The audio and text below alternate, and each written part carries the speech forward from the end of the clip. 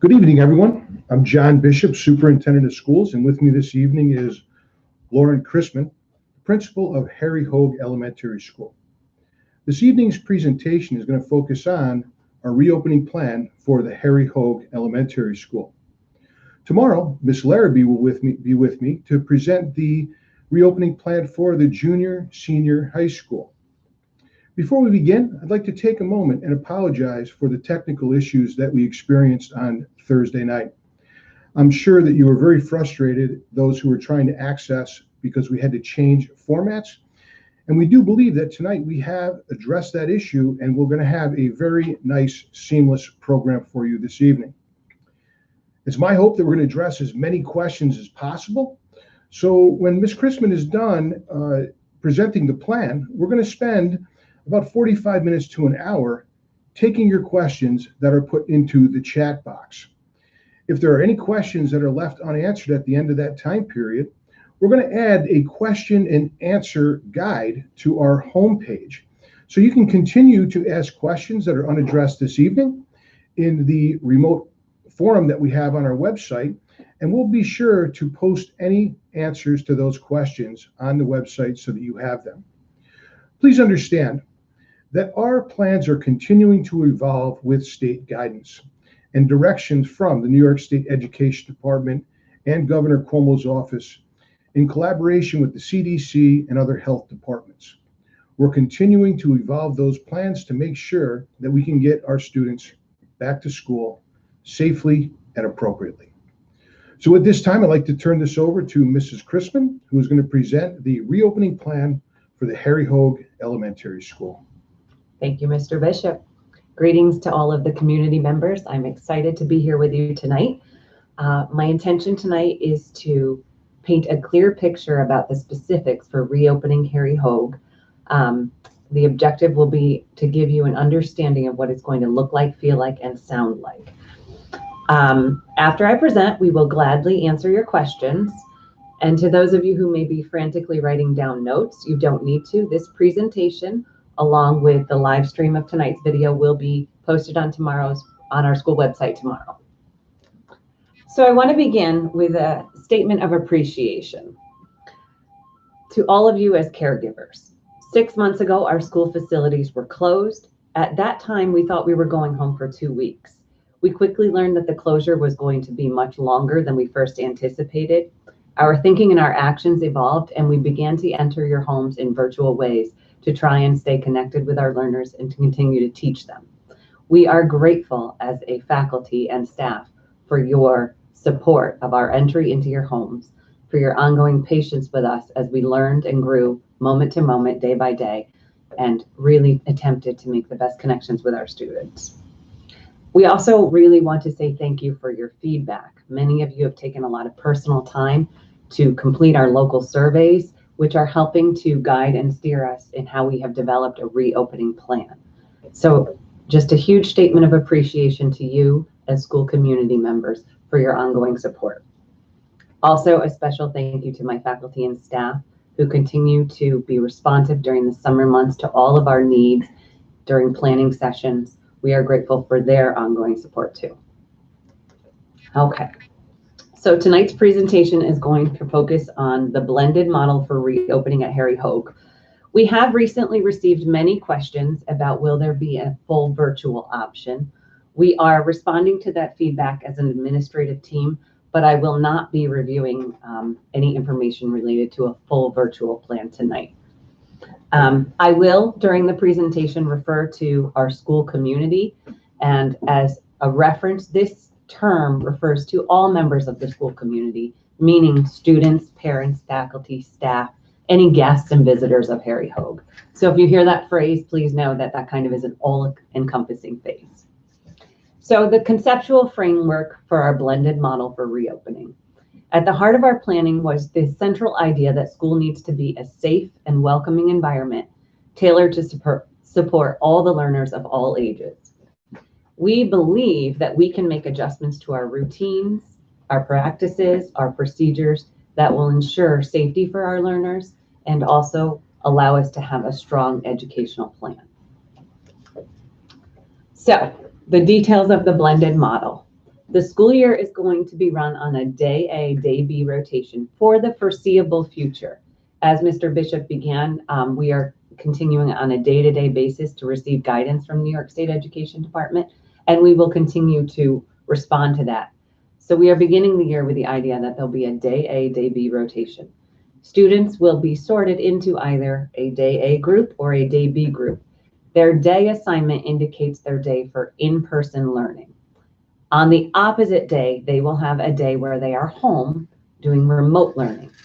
That does not necessarily mean that they will be engaging in live instruction from home, but rather conceptually, we're thinking about really giving them strong assignments and meaningful tasks to do that reinforce the skills that they were taught on their in-person instruction day.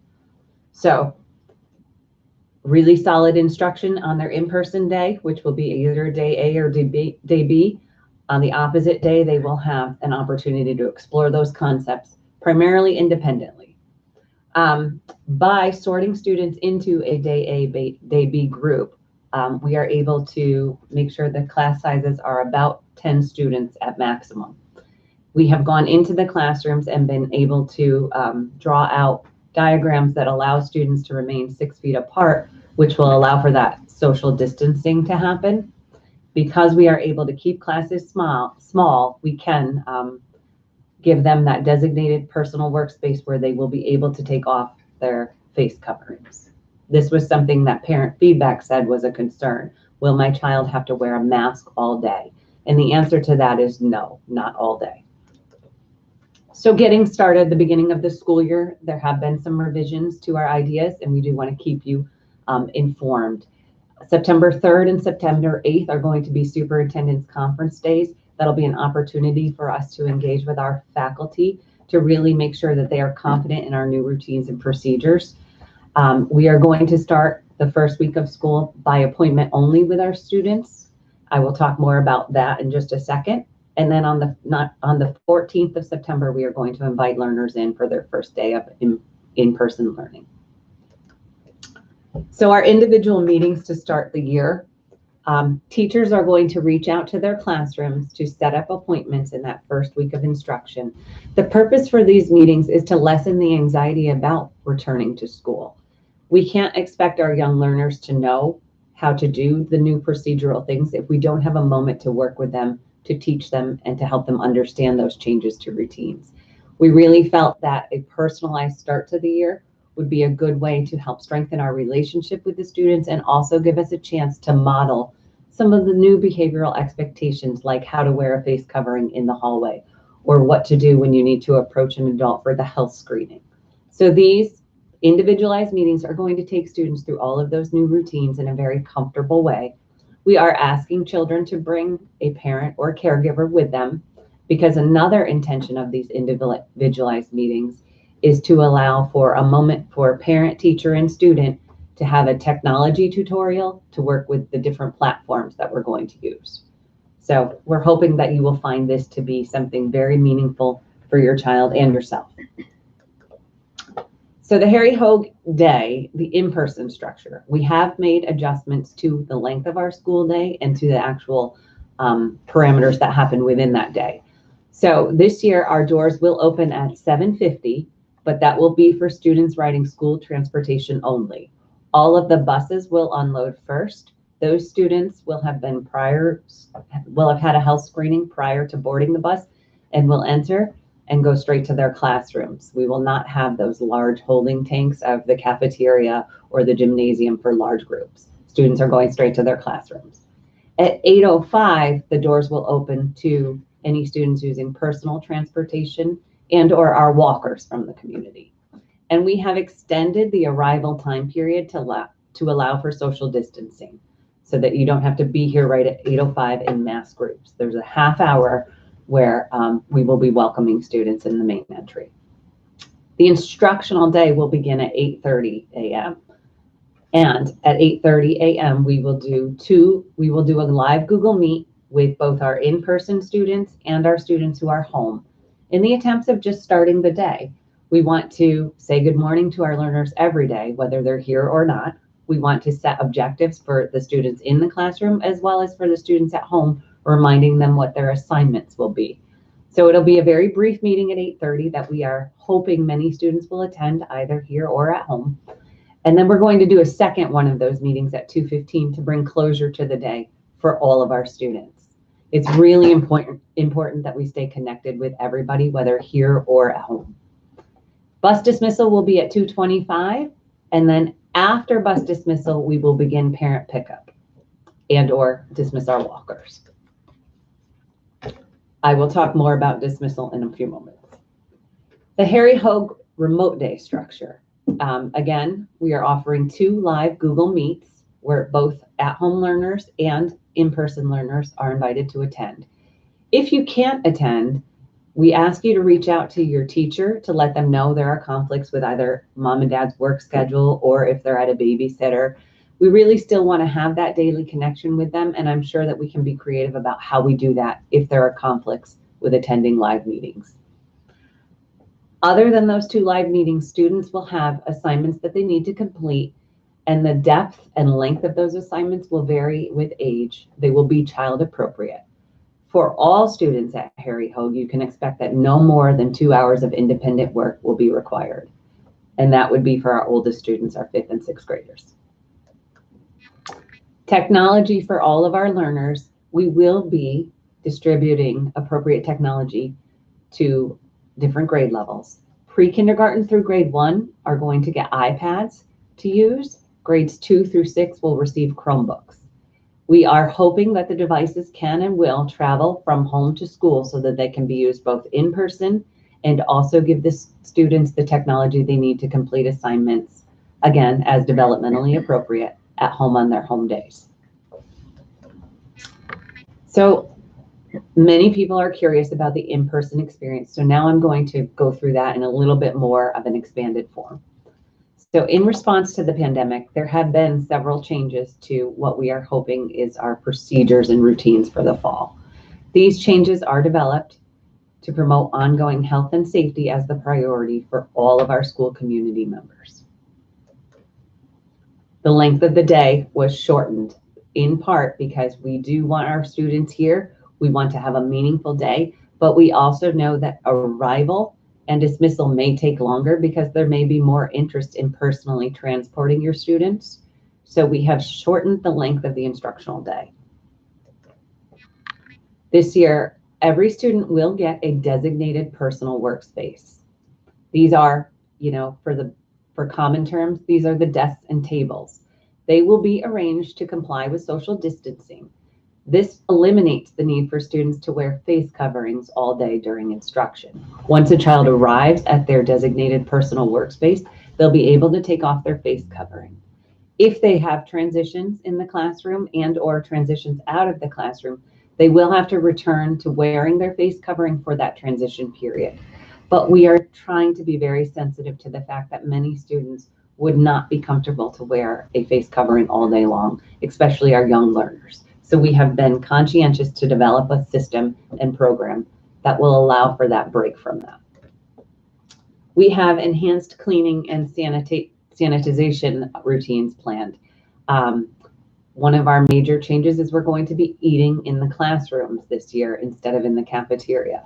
So we have a routine and a procedure for how students will sanitize their hands before they eat and how they will sanitize their surface, their personal workspace to eat there. Then we have a cleanup procedure that we have developed for that. Our bathrooms in the building will be cleaned hourly, and each classroom is going to have enhanced supplies with hand sanitizer and disinfectant wipes. And we are going to encourage often and frequent use of all of these resources to help maintain safety and wellness. Students, whenever they're transitioning through common spaces such as the hallways or bathrooms, will be expected to wear face coverings. And not just students, I should have said all faculty, staff, and students are expected to wear these. However, there are students who may not be able to medically tolerate a face covering. They will not be required to wear one. There is a process to determine that, and more information about that will be coming at a later time. We're going to talk about that on Thursday evening at our district-wide forum. Excellent. I did receive over the weekend some questions about the creation of the isolation room. So I wanted to clarify what that was here at Harry Hoag. It sounds scary. It is not scary. The isolation room for our building will actually be one of the former pre-K classrooms, room 7. It's going to have mats for 6 students to lie on while they await parent pickup.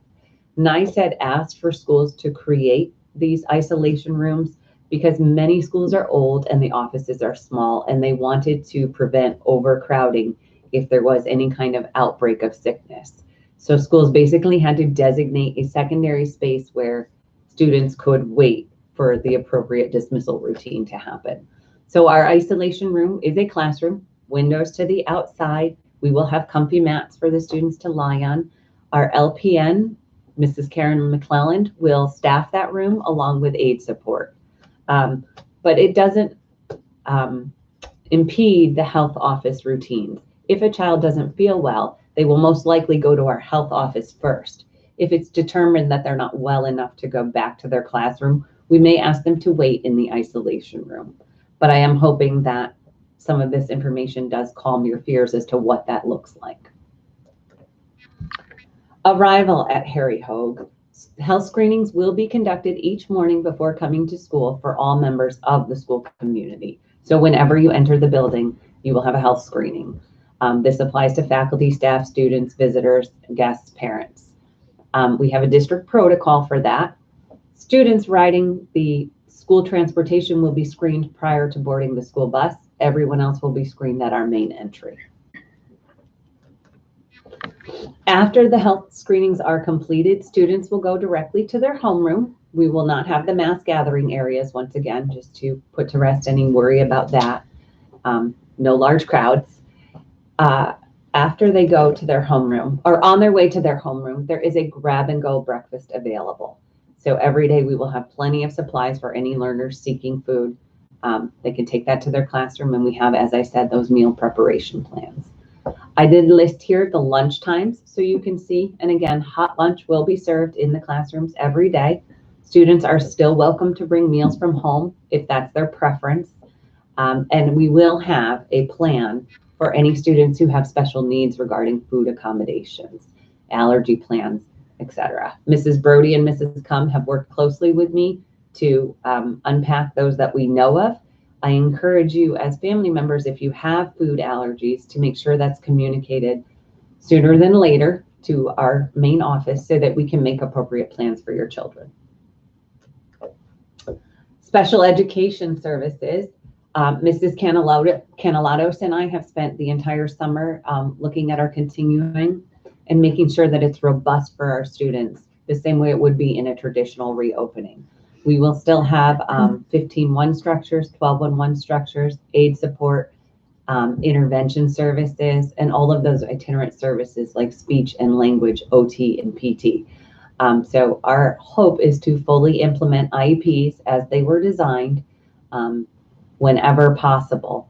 One of the things that may happen is some of our students with disabilities may come on a alternating day schedule, day A or day B. Others may need more services and be brought to school full time. Those schedules will be determined based on your child's IEP.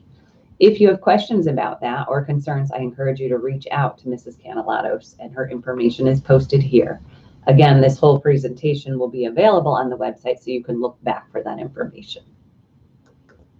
Specials. I've received a lot of questions from the community about, will there be physical education? Will there be art or music?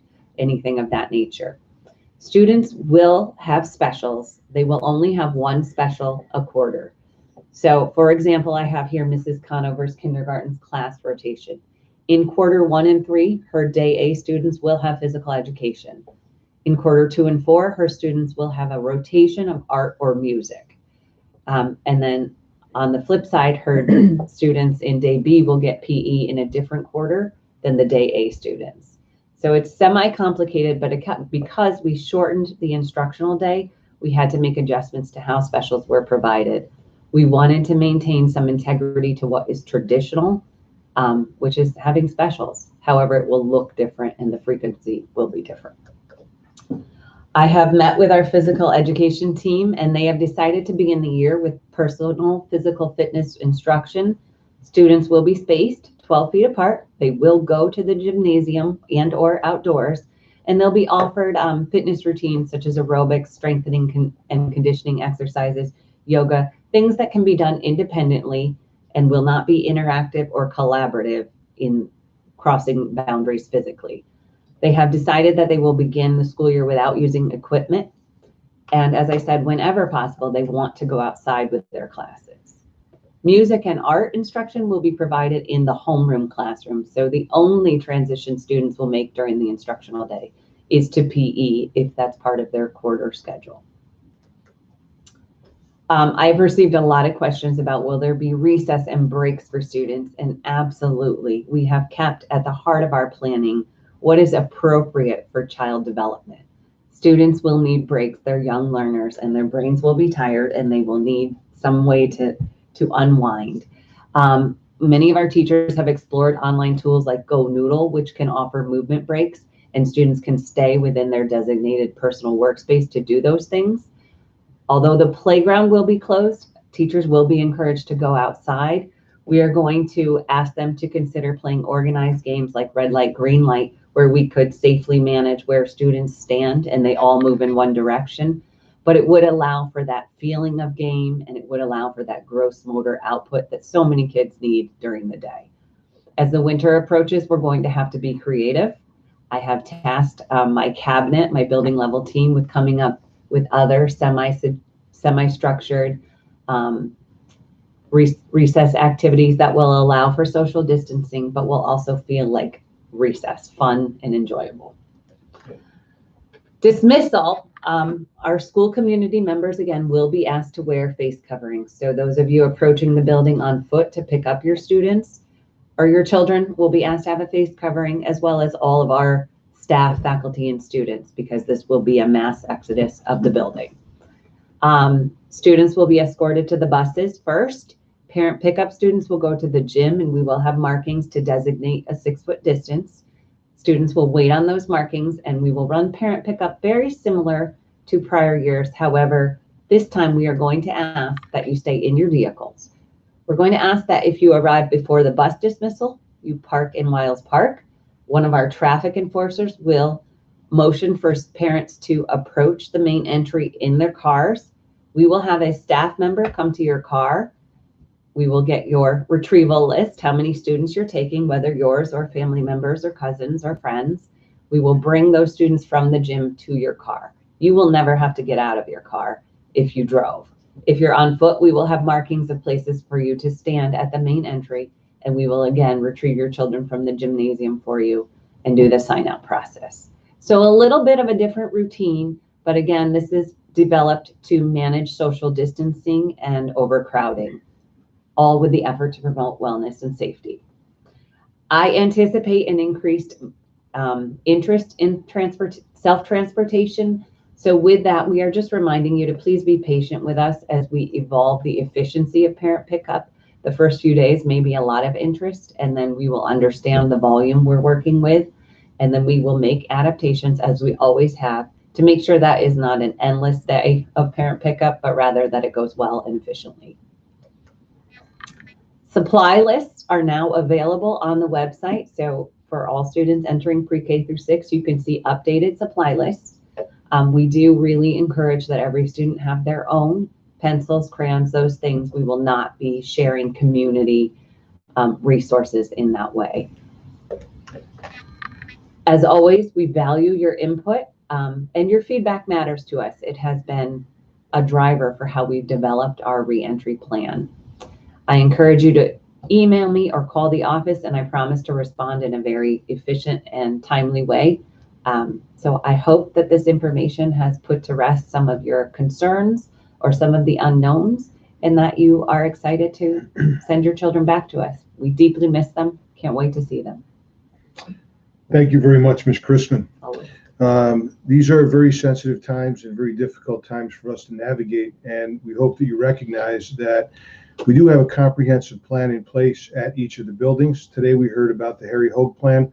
Tomorrow we're going to hear about the junior senior high school plan. Our focus all along has been to remain focused on student teacher contact time and maximizing the amount of time that students or the opportunities that students are in class for in-person instruction. And though be it we do have some remote learning days that are built into that, we're really trying to support students in an effective way based on the fact that we knew that that remote learning experience in the springtime created some challenges in terms of student participation, which is why we've adopted the Google Classroom suite, we've adopted student emails, and we've adopted some other measures to help make our students more connected to the instruction that we're going to be able to provide through the remote and the in-learning experience. So we know that you probably have some questions, and we are happy to address them. One of the questions that I'll address right off the bat that we have gotten quite frequently has to do with connectivity and access to devices.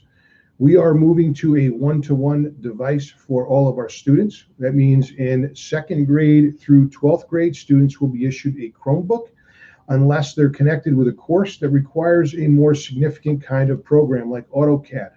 Those students would actually have a laptop device that's more suitable for their learning platform. Our youngers in the primary grade are going to have the iPad, and the device and the accessibility and the applications are really easy for our younger students to be able to navigate.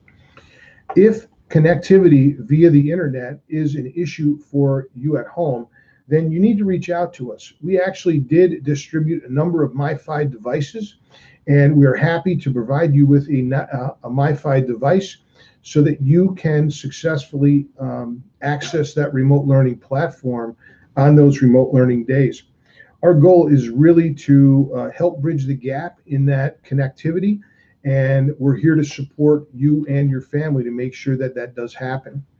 Something else that we experienced in the springtime was devices and the number of devices that were being shared between family members.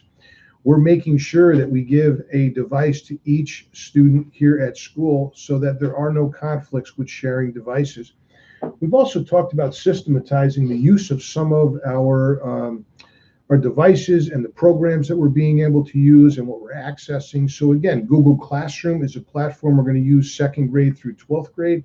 But we also have some programs that we're also systematizing in terms of how we're using them as well. Isn't that right? Yes. Pre-kindergarten through grade 1 will also be using a different platform, more icon driven to match the iPad device, and that's called Seesaw. Parents are going to, when they come in for that individualized meeting, get a tutorial on that platform so that you can feel capable to support your child at home. That's good stuff. Thank you. Any questions from the chat box? What day will special ed start? Special education services will start the very first day of in-person learning on the 14th of September. Yes. And we're going to give a little bit more of a thorough explanation of how those services and what that service model is going to look like when Ms. Catalonis joins me on Thursday night. If there is no teacher assistance on days off, why do the kids have to be on the computer at 8:30 when the parents are working all day long? So they don't necessarily have to be on at 8:30, but we want to offer that. One of the things I heard and experienced as a mom was that sometimes it was very hard for students to feel like that home learning felt like school. So we wanted to offer an ability for all learners to connect to kind of set the day up for success.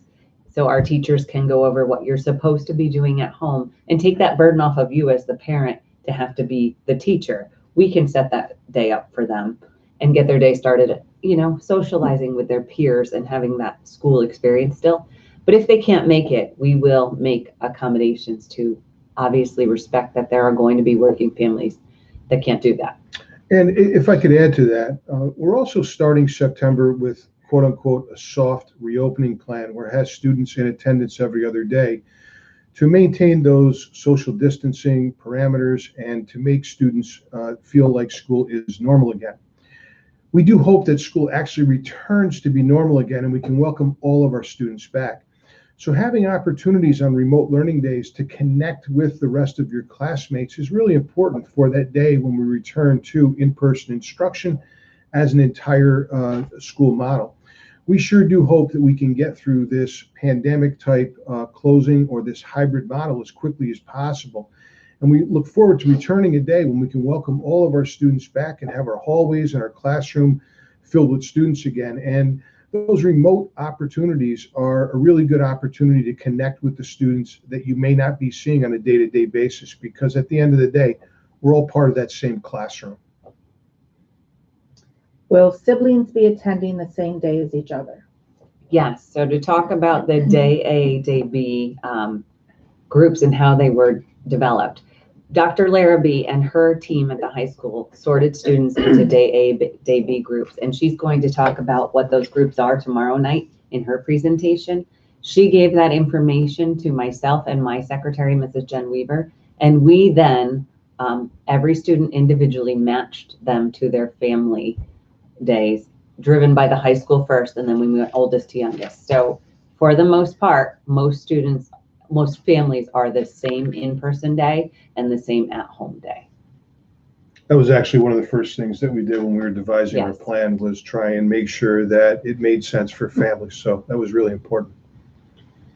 There's no mass gathering, yet children are going to be retrieved from the gymnasium for pickup. Why not classrooms? We decided to have students come to the gymnasium for parent pickup because if they were all over the building, it would make the process very long for parent pickup, because we'd have to circle a very large space to gather students individually. So if they're sitting 6 feet apart in the gym, we will go in and out right from the main entry to the gymnasium and keep that traffic moving, so to speak. It also helps us to rendezvous siblings that can be seated together, and we'll collect both siblings at the same time and make that pickup process a little bit more efficient. With the AB schedule, students will not be going on the same days each week. Will some students receive 3 days of in-person instruction or 2 days of instruction, depending on if they are A or B? So yes, the district has developed a calendar that goes AB throughout the school year. Our intention is to publish that calendar on the website in the very near future so that you can begin to plan for your systems of child support and child care. But some weeks students will have 3 in-person days. The next week they would have 2 in-person days. But we developed the AB rotation because it really does allow for the model to be meaningful. We will have a day with every learner for in-person direct instruction, and then they'll be at home for a day where they can practice and reinforce the skills they were taught. We didn't want to go too long without seeing them, so that the instruction was always a flow of learning and achievement-oriented mechanisms. If I could add, that AB schedule has been developed, and it's also going to be a fixed schedule. So in the event that we have to have an emergency closing on a Wednesday, that may be a B day. If we resume on Thursday, we're actually going to resume with a day again. So for planning purposes, you will know whether it's an A day or a B day, and we'll just be able to pick up on that next day as it's been outlined on the calendar. Are kids allowed to ride the bus to and from school? Yes, school transportation is going to be available. There's new procedures in place. They will have a health screening prior to boarding the bus. They will be asked to sit socially distanced ways on the bus. We'll try to keep family groups together. The drivers will give them those assigned seats. So a few changes to those routines, but school transportation will be available.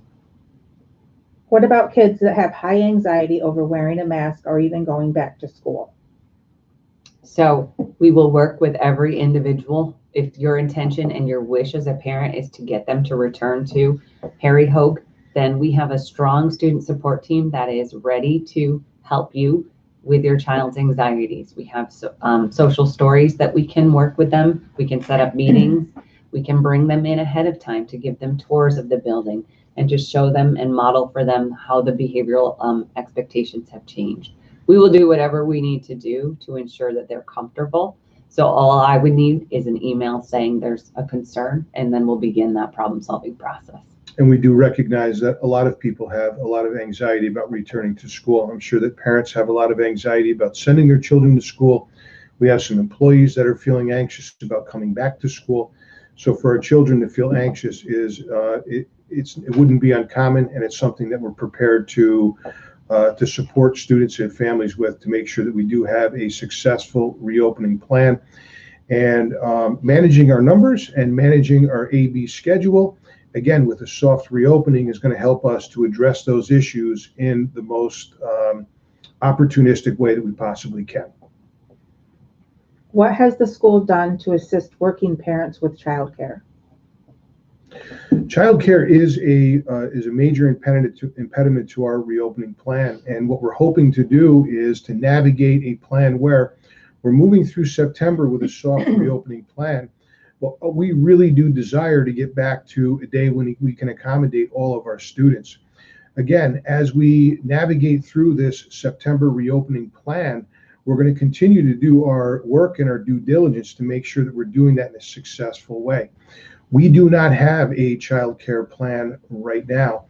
I have reached out to the Y in Fulton County, who has the potential to open a satellite child care program here. That is not set in stone at this point in time, but child care is certainly something that we're continuing to problem solve on. What happens when children are in daycare all day and unable to complete at-home assignments? So there won't be any punitive thing to happen to those children. The way the instructional day is designed is direct instruction doesn't begin until 8:30. But for many of our students, they'll be in the building from 7:50 on, or if you are a parent transportation, you could choose to bring them earlier. We've got these pockets of time that we intend to use to support students whose home structures, for whatever reasons, because of working parents or being sent to daycare providers, do not allow for them to do the work at home. We will support any situation to ensure success for all. The way PE is set up, if I understand correctly, the kids will not have to wear a mask during PE. Is that correct? That is correct. They will have to wear a mask to transition to phys ed class. So while they're leaving their classroom through the hallways and or to the gym or outside, they will have to wear a face covering. Once they get in a designated space that their physical education teacher gives them, the intention is for them to be able to take their mask off and enjoy some high energy, fun activities. Will the school provide teachers with any training regarding how to help children readjust to school? Yes, we are really looking at our reopening plan and the beginning of the school year days to make sure that we're doing all of the requisite training that we can do to make sure that all of the instruction that we're providing and all of the interventions that we're providing and all of the opportunities to develop those social emotional skills are maximized to the best of our ability. As you can imagine, these have been very trying times for not just the Fort Plain School District, but for schools around the state. And we're continuing to work very hard. And again, I've been very pleased with the amount of feedback that we've had through the variety of different stakeholder meetings, our faculty participation, our reopening plans.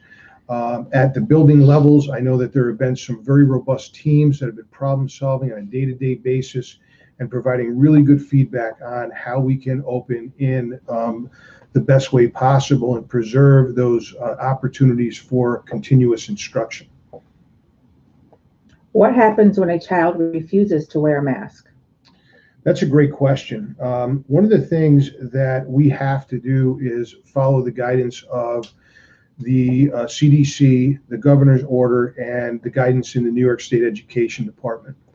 And though be it, there are times when students are required to wear masks, we have really focused on opportunities when students don't have to. We want those times when students and employees have to wear masks to be the minimal part of the day as opposed to the focus of the day. That being said, there are going to be times when students are not wearing masks, and what we need to do is dig down and resolve what the issue is. If it's a medical situation, then we need to make sure that we're addressing that so that we can address that in the most medically appropriate way. And we have some protocols and things that we're going to talk about on Thursday. They're going to be more specific in regards to how we handle those situations and how we're going to vet out what those circumstances may be and report to them and account to them. If students aren't wearing masks just by refusal, then we have to follow the code of conduct in terms of insubordination. We do have to maintain a safe and healthy environment for all of our students that are in attendance and all of our employees that are here as well. So it is a requirement that at some points during the day, students will have to wear masks and employees will have to wear masks. But we're trying to manage the environment in a way, and that's why we're doing a soft reopening, is to do some training about wearing face coverings and things like that. This is really a good time to ask for your help in that regard. Many students may not be used to wearing masks, and there's a lot of really good research out there right now in some of the educational publications and some of the blogs that we've been reading about using some opportunities during the day to train students to wear masks for shortened periods of time, when you're going out grocery shopping, perhaps around the house, just so students get comfortable using them. Again, we don't want that to be the norm, but there are going to be times, transitions, on the bus, going to the bathroom, or in class when social distancing can't be maintained, like if you're getting up to go sharpen a pencil or something like that. Will siblings in the same grade be in the same homeroom and on the same day? I don't have a direct answer to that, but I can look at it, and if that would be a request, then I would just simply need an email. When children enter the classrooms and can take their mask off, where will the child place their mask? Should parents or guardians send in plastic bags to place them in? We will provide a plastic baggie for them. However, if there's some type of container or case that you would prefer your child to keep them in, by all means, it's like sending any other personal supply, a water bottle or things of that nature. You're welcome to do so. And teachers may have other ideas about how to designate safe spaces for those. So that's sort of an evolving thought process, and your feedback's welcome. When can I finalize my bus transportation for my child, as this is an ever-changing situation with a lack of childcare? Can I switch during the school year if childcare changes? That's a really good question, and the transportation form that went out was really to set the stage and to start things going. We're committed to working with you as parents and evolving through these ever-changing situations. So I would encourage you that if there are changing circumstances, that you communicate with your building level administrator so that we can get that resolved as quickly as possible. We do recognize the challenges that you are facing as parents to help to navigate through this so that we can have a successful reopening of school. It's been almost 5 months, and we are really, really excited to try and get students back in school in a very successful way. If students if your child is a student that has a disability, then you can reach out to Mrs. Canalatos to discuss the transportation and the circumstances in that regard as well. If a child is medically vulnerable or lives with a family member who is, it has been recommended that they learn from home. How does the district plan to accommodate these students in these cases? That's a really good question, and we are continuing to review what our remote planning options can be. Right now, there's no guidance that says that we have to follow a remote learning plan, but at the same time, we do want to meet the needs of our entire school community. So what we're trying to do is get the information out about Harry Hoag's reopening plan today, about the junior senior high school tomorrow, so that you really understand at the granular level what's happening in each of the buildings. We're continuing to evolve the plans regarding local choice in terms of what that planning would be if it was remote or not. And we're going to continue to communicate that as we come through these forums. What do the random health screenings for students include? So for students, it includes a temperature check, and that's it. That's it. Just a temperature screening in the morning. It won't be archived in any way. So if there's concerns about, are we recording your child's temperature? No, we won't be recording it. It's much like if you were to go to any healthcare professional right now, they take your temperature before you enter the professional building. We will be doing the same thing before you board transportation or enter our building. Yeah, and it's important to note that schools are not considered testing sites. That has been a rumor that's been out there. We're not in that. We don't have the capacity to do that kind of in-depth screening and those kinds of health checks.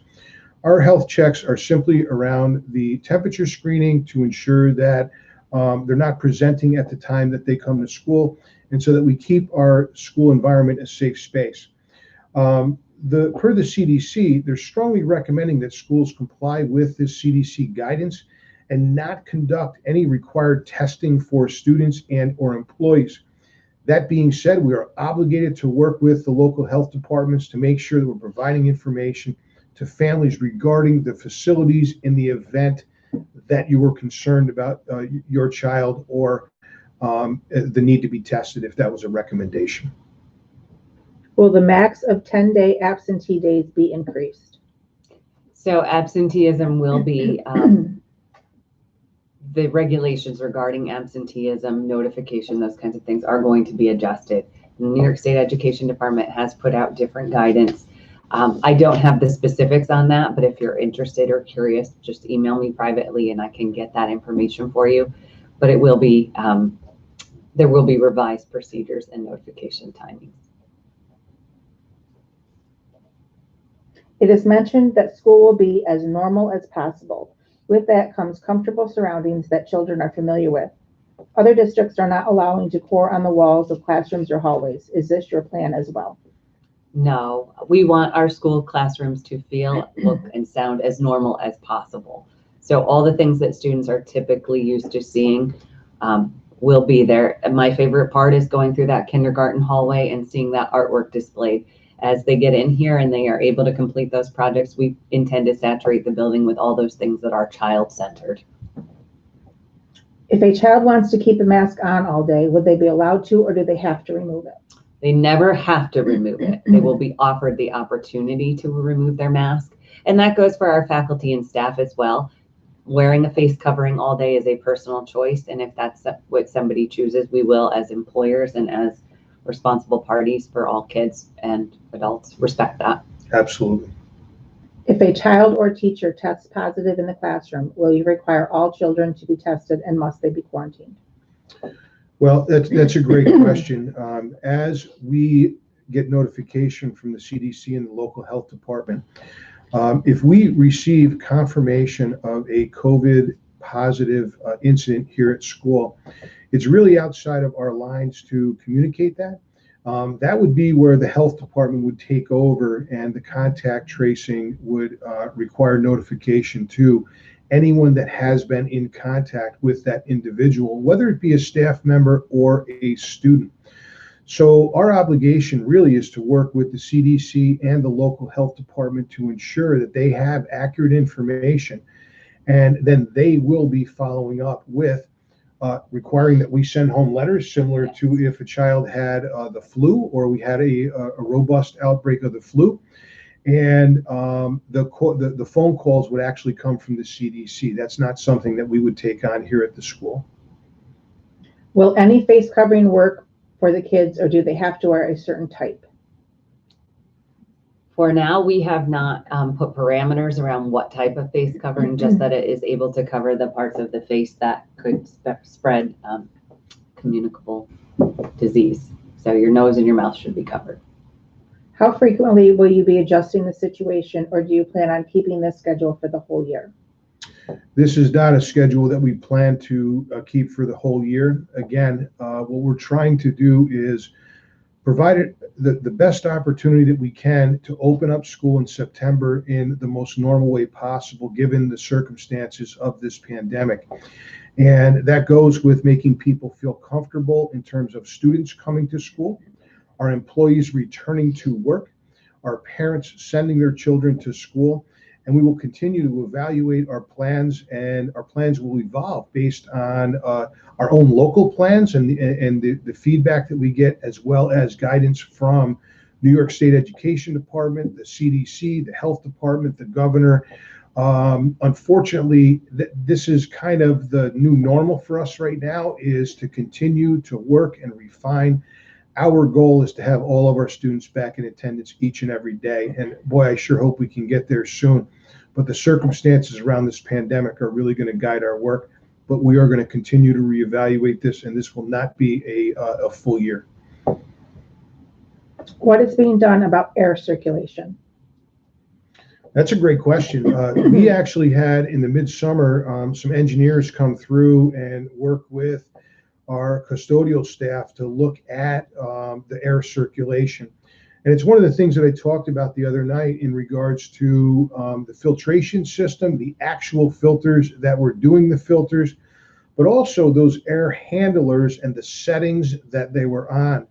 We found that our air circulation handlers were on the lowest circulation pattern possible, so the lowest setting for circulating air. So what we're doing is we're actually increasing that to the highest to increase the amount of air that's circulating in the classroom. The counter to that is that they're a little bit noisier, which is why people want them turned down. But we have to maintain a healthy and safe work environment for both our students and our employees. Anytime that there's windows, that we can open the windows and get some fresh air in. But those air circulation handlers have been addressed per the recommendations from the engineering outfit that came in. How can parents participate in the discussion about future changes to the school reopening plan? That's a great question. We're going to have to stay involved and stay connected. And I sure do hope that there's some times that we can actually get together and have some face-to-face meetings. The feedback that we've gotten thus far has really been remotely through the surveys. And I've just been very inspired by the thoughtful responses that we received from both parents and faculty on those surveys. They really have helped to guide the work here at the school on our local level to make sure that we're using that information to put out the best product that we can. Going forward, I do hope that we can have some more face-to-face intimate conversations and use your feedback to help guide what those plans are going to be going forward. We're very open to that. When will the bus routes be provided to parents who have to bus their children to and from school, along with the times they should expect the buses? So they are currently creating the new runs to adhere to the new family groupings of day A, day B. We hope that those will be released within the next week or so. What if parents don't feel safe sending their children to school? Is there an option for remote learning at home? Well, right now there is not a remote option for learning at home. But again, as our plan evolves, this is something that we're strongly considering. And we're really taking that into consideration based on the feedback that we're getting. So we do want to work with you to make sure that we have the right instructional plan for you and your family. How will students be graded this year? So grading will look similar to it the way it has in the past. We are going to stick with our standards-based report card. Some revisions to that report card will include, though, that your children will not be graded in special area classes, and not every standard will be a priority standard. So there may be times when you will see an NA for not assessed or not applicable at this time on the report card. Otherwise, we will use the traditional scale. We will still administer assessments in terms of measuring student achievement and understanding in similar ways that we have in the past. Do you have guidelines or shutdown plans in the event of an outbreak within the school? Well, yes, I think that those plans are going to evolve based on the guidance that we get from the health department and whether the governor makes a decision regionally about how those outbreaks are impacting our particular school. In the event of an outbreak in school, it really is out of our control whether or not we make a decision to close school or not. Again, that's why we have so many safety measures in place, and we're starting with a soft reopening and making sure that we can have a successful reopening by managing the numbers, by managing the safety protocols in terms of face coverings, making sure that our schools are sanitized each and every day, high contact surfaces, sanitized multiple times throughout the day. We're really doing our due diligence to try and mitigate any of that risk. Unfortunately, we may get to a circumstance where we have to make a decision about closing schools. That'll be done in collaboration with the local health department, the CDC, and or by the directive from the governor. What if parents do feel safe sending their children every day? Why is that not an option for parents? Again, it's something that we're looking to move towards in terms of having that everyday option. What we're trying to do is make sure that when we're reopening, we're really connecting with students and we're connecting them back to the instructional program. But more importantly, we identified that the remote learning was a barrier for learning because we lost a lot of students in terms of participation. So by having students in class on a day A and in a remote learning experience on day B, when they come back to school, if we didn't see or hear from them on that remote learning day, then we can begin to evaluate what were those challenges that were barriers for connecting on that remote day. We'll talk more about that tomorrow at the junior senior high school forum as well. But our plan is really to address and break down some of those barriers that were indicated in the end of the year surveys on the reflections of remote learning from both the faculty and from the parents. So we want to get there, but we're just not there right now. How will they practice social distancing without feeling isolated? So our teachers are very creative, and I think that they have the best intentions to try to make the classroom feel and sound as normal as it always has. So they're going to have their own designated personal workspace, and we're going to use technology to be interactive within the classroom so that students can still have group chats happening, but they'll be able to do so using a tool instead of being close in person. And we're going to have other creative solutions, again, probably technology driven, but also, there'll be times when students do come to a back table as they traditionally would have. We will probably ask them to put on their face covering for that. So we're going to foster collaboration and communication in different ways and adapt. And I know that my teachers are dedicated to making sure that experience is normal, but also fulfilling on the social emotional connection level. We have bad internet connectivity. How will this be addressed so that my children do not fall behind? That's a great question, and that was a real barrier for learning in the springtime. If you have a poor internet connection, I would encourage you as soon as possible to let the building administrator know so we can get an accurate accounting of how many MiFis that we may need to order so that we can ensure that we improve that internet connection for you at home.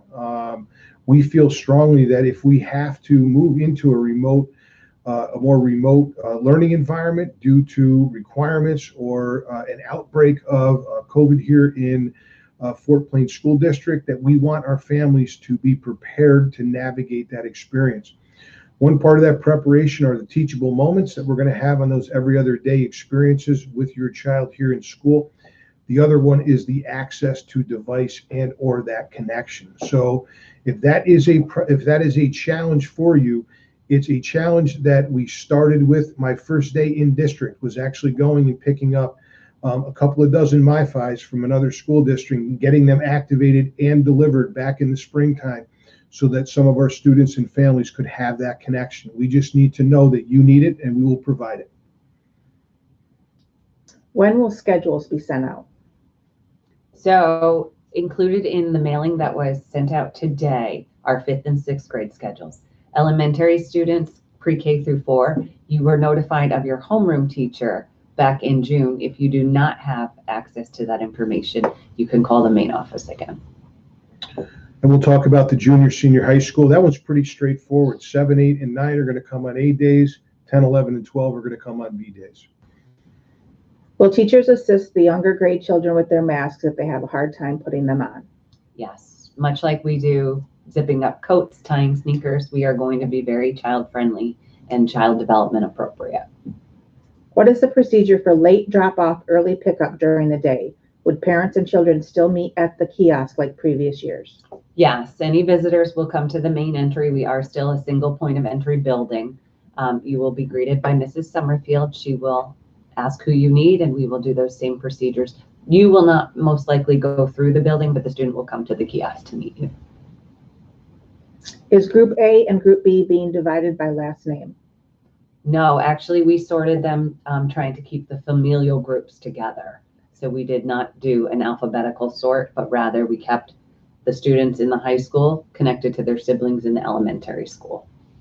Our largest cohort right now is 11 students on a day A. So we're sitting at very healthy numbers to allow for that social distancing to occur.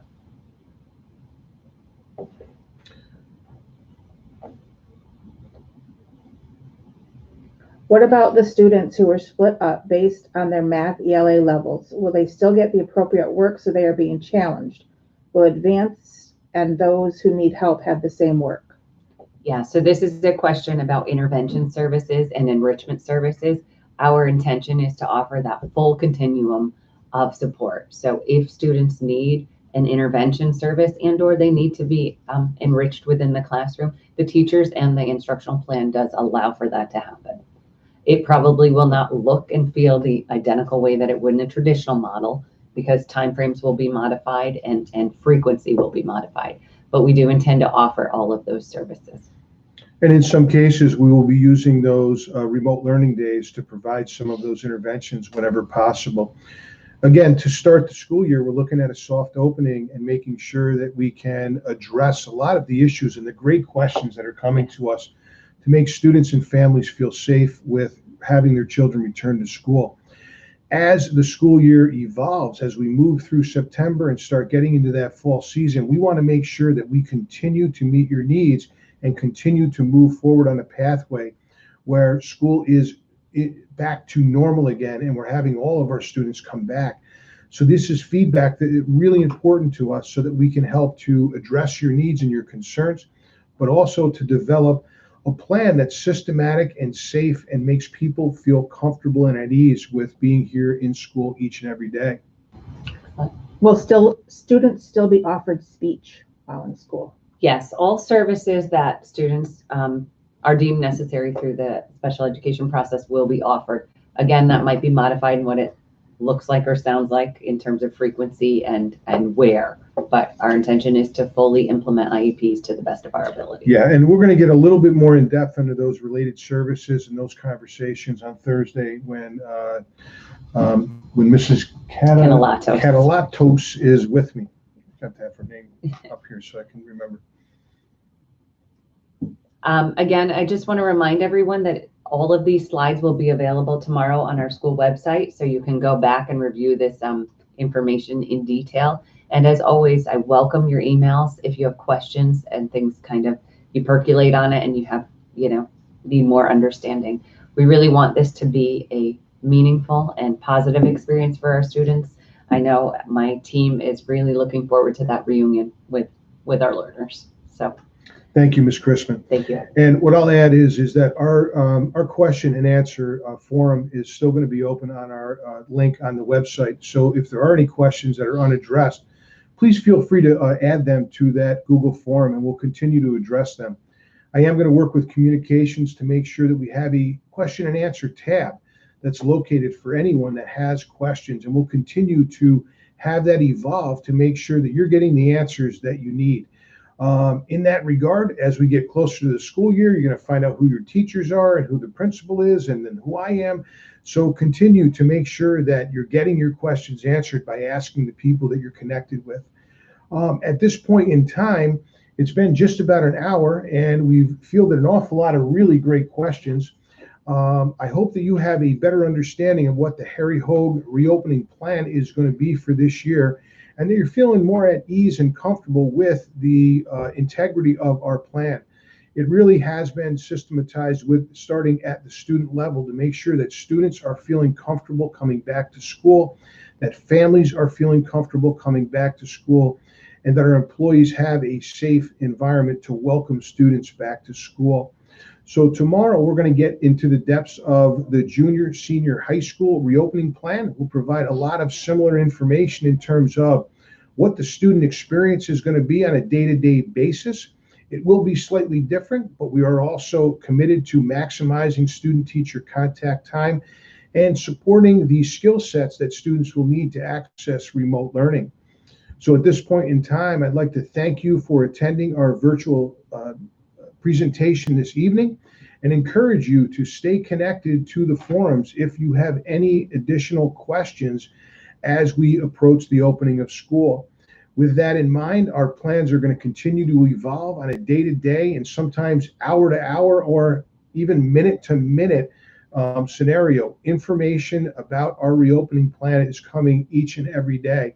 So we will continue to keep you updated and apprised as to any changes or adjustments or any things that we are doing to enhance what that experience is going to be for you and your child. So, Ms. Chrisman, thank you for the very thorough presentation this morning. I'd like to thank Mrs. Smith for moderating the chat session so that we were able to get to all of your questions. And on behalf of all of us here at Fort Plain, thank you very much for joining us this evening, and have a good night.